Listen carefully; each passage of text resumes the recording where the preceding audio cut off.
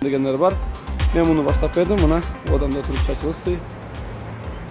Ассаламу алейкум, кыргыз элим. Кечеги Бириккен Араб Эмираттары менен Кыргызстан курама командасынын футбол боюнча оюнунда мен алдында одамды бердим эле, эгер Кыргызстан жеңсе мен чачымды ысый кылып алам деп.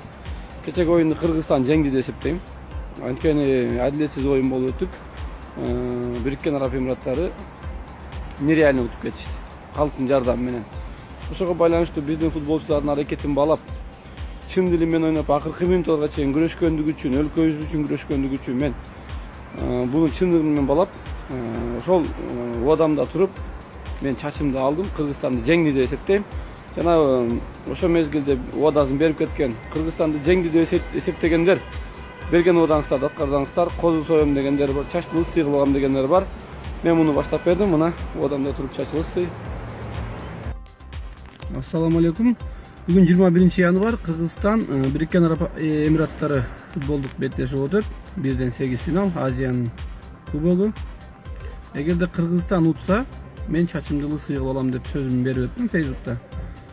Эртең Кудай буйрса, мени ысый көрөсүздөр деген жакшы ниет бар. Ошондой күндөрдү насип этсин эртең. Дегендер бар. Мен муну баштап бердим, мына одамда туруп чачылысы.